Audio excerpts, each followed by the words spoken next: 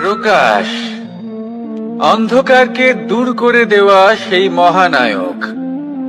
এই সূর্যের প্রকাশ যখন পৃথিবীতে এসে পৌঁছয় কি হয়? এই পৃথিবী জেগে ওঠে, প্রত্যেক প্রাণী জেগে ওঠে, মানুষ জেগে ওঠে, নিজের কর্ম করেন, জীবন যাপন করেন। এই ঘুমের মৃতপ্রায় স্থিতি কাটিয়ে উঠে জীবন যাপন করতে শেখেন। এটাই হলো প্রভাব সূর্যের প্রকাশের। এবার এই প্রকাশ যে সূর্যের থেকে পাই তিনি কি করেন? তিনি নিজেকে জ্বালান আমাদের জীবন প্রদান করার জন্য। প্রত্যেকটা মুহূর্ত তিনি তাপ সহ্য করেন আমরা যাতে সেই প্রকাশ লাভ করি। এটাই হলো জীবনের সারমর্ম।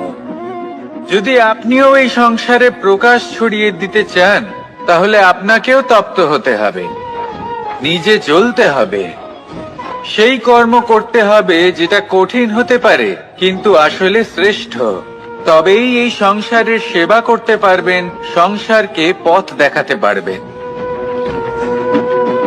নিজের অন্তরের প্রকাশ জাগ্রত করুন, তবেই সেই সকল ব্যক্তি যারা পাপের অন্ধকারে নিমজ্জিত হয়ে আছেন তারা জাগ্রত হবে। সেই সকল ব্যক্তিকে জাগিয়ে তুলুন, প্রেরিত করে তুলুন সুখী হওয়ার জন্য যারা সুখী হতে পারছেন না। সেই সকলকে প্রেরিত করুন সাফল্য লাভের যারা সফল হতে পারছেন না। নিজের অন্তরের সূর্যকে জাগ্রত করুন, চারিদিকে শুধু প্রকাশই প্রকাশ হবে, জীবনই জীবন থাকবে, আনন্দই আনন্দ থাকবে। আর এই মন বারবার প্রসন্ন চিত্তে বলে উঠবে, রাধা রাধা। আজ আমরা দুই ধরনের ব্যক্তির বিষয়ে কথা বলবো। প্রথম জন হলেন যে প্রয়োজনের থেকে অনেক বেশি পরিমাণ ধন উপার্জন করে থাকেন। তার কাছে ততটা ধন থাকে যতটা তার প্রয়োজনও নেই, তারপরেও আরো ধন উপার্জন করতে চেষ্টা করতে থাকেন। সকল সম্ভব চেষ্টা করেন, সকল সম্ভব কর্ম করেন, তা সে উচিত কর্ম হোক বা অনুচিত, তাতে তাদের কিছুই যায় আসে না। তারা শুধুই এই সংসারের সকল সুখ ভোগ করতে চান, সকল স্বাচ্ছন্দ্য লাভ করতে চান। আজীবন তারা প্রচেষ্টাই করতে থাকেন। এবার এই করতে গিয়ে তারা ভারাক্রান্ত হয়ে সমস্যার সম্মুখীন হন। এনাদের সমগ্র জীবন এই চেষ্টাতেই চলে যায়, জীবন যাপন করার বদলে। অন্যদিকে আরেকজন ব্যক্তি যিনি জানেন তার প্রয়োজন কতটুকু আর শুধুমাত্র সেই পরিমাণ ধন অর্জন করেন, তার থেকে বেশি একটুও নয়। উনি যদি দুবেলা খেতে পান, মাথা গোজার ঠাঁই পেয়ে যান, সেটাই পর্যাপ্ত।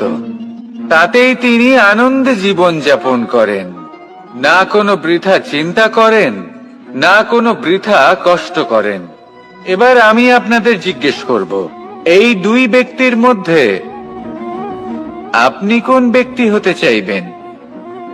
বেশিরভাগ মানুষ এটাই বলবেন যে আমরা সেই দ্বিতীয় মানুষ হতে চাই যারা সন্তুষ্ট। কিন্তু যদি মন দিয়ে দেখেন আপনিও সেই কর্মই করছেন যা প্রথম ব্যক্তি করেন। আপনারা সবসময় চেষ্টা করে চলেছেন, এটাও লাভ করতে হবে, ওটাও লাভ করতে হবে, আমার এটারও প্রয়োজন, ওটারও প্রয়োজন। আপনি অনেক কিছু লাভ করেছেন, কিন্তু প্রশ্ন এটাই যে আপনার কি সেই সবকিছুর প্রয়োজন রয়েছে? এর উত্তর আপনার অন্তর মনে রয়েছে। আপনার মন জানে যে আপনার প্রয়োজন কতটুকু। সেখানে গিয়ে দেখুন। সন্তুষ্টি মানুষকে আনন্দ দেয়। মানুষ যতটা সন্তুষ্ট হবে ততটাই সে আনন্দ লাভ করবে। এবার আপনাকে এই সিদ্ধান্ত নিতে হবে যে আপনি কখন আর কোথায় সন্তুষ্টি লাভ করবেন, কত কিছু লাভ করার পরে সন্তুষ্ট হবেন। এই উত্তর আপনি মন থেকে পাবেন। এই সমাজের চাহিদায় জড়িয়ে নিজেকে বিভ্রান্ত করবেন না। নিজের অন্তরের এই মিথ্যে অহংবোধকে প্রশ্রয় দিতে গিয়ে যদি আপনি এরকম প্রয়াস করতে থাকেন তাহলে জীবনযাপন কখন করবেন? থেমে যান, শান্ত হয়ে যান, নিজের অন্তর মনে নিমজ্জিত হয়ে দেখুন যে সন্তুষ্টি কোথায়। এই সন্তুষ্টি লাভ করুন। এই মন প্রসন্ন হয়ে বলবে, রাধা রাধা। ক্ষমা একটা অত্যন্ত সুন্দর শব্দ, আমার খুব প্রিয় শব্দ, কিন্তু এই ক্ষমা কখন আর কিভাবে প্রয়োগ করতে হবে সেটা বোঝা প্রয়োজনীয়। এক, যদি আপনি কোনো অন্যায় করেন আর ক্ষমা না চান, ক্ষমা প্রার্থনা না করেন, ক্ষমা চাওয়া থেকে এড়িয়ে যান, তাহলে তাতে আপনারই ক্ষতি হবে। কিভাবে? ক্ষমা না চাইলে মনের মধ্যে অহংকার জাগ্রত হয়, আর অহংকার তো প্রকৃত অর্থে আমাদের ক্ষতিই করে। দুই, কেউ যদি অপরাধ করেন, আপনার থেকে ক্ষমা না চান, তাহলে তাকে ক্ষমা করবেন না। ক্ষমা হলো অত্যন্ত অমূল্য, আর না চাইতেই কাউকে ক্ষমা দান করা এটা উচিত নয়। তিন, যদি কেউ আপনার সাথে অনুচিত কিছু করেন, অপরাধ করেন, আর আপনার থেকে ক্ষমা চান, তাহলে তাকে ক্ষমা করে দিন। তাতে আপনার অন্তরের করুণাবোধ জাগ্রত হবে, প্রেম জাগ্রত হবে, আর তা আপনার জন্য শুভ হবে। চার, যদি আপনি নিজে কোনো অপরাধ করেন, তাহলে অবশ্যই ক্ষমা চাইবেন, তাতে আপনারই লাভ হবে। কিভাবে? সামনের ব্যক্তি আপনাকে ক্ষমা করুক বা না করুক, আপনার অন্তরের অহংকার ক্ষীণ হবে, আর এই মন আরো নির্মল হয়ে উঠবে। এই ক্ষমা অত্যন্ত অমূল্য, ভেবেচিন্তে একে ব্যবহার করুন, আর আমার সাথে ভালোবেসে বলুন,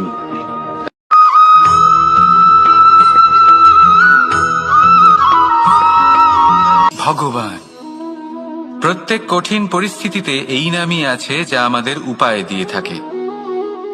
ব্যক্তি যান, ভগবানের পুজো করেন, আরাধনা করেন, ব্রত পালন করেন, মন্দিরে যান, পুজো পাঠ করেন, ভগবানকে জাগিয়ে তোলেন, আর তারপর শুরু হয় সমস্ত প্রশ্ন। হে ভগবান, আমার সাথে এরকম কেন হচ্ছে? কেন আমারই জীবনে এত দুঃখ আছে? আমি কিভাবে এর সম্মুখীন হব? আমাকে কেন এত কষ্ট ভোগ করতে হচ্ছে? হে ভগবান, আমি কি করব?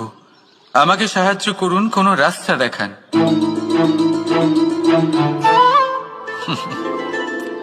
চলুন আমি আপনাকে একটা প্রশ্ন করি।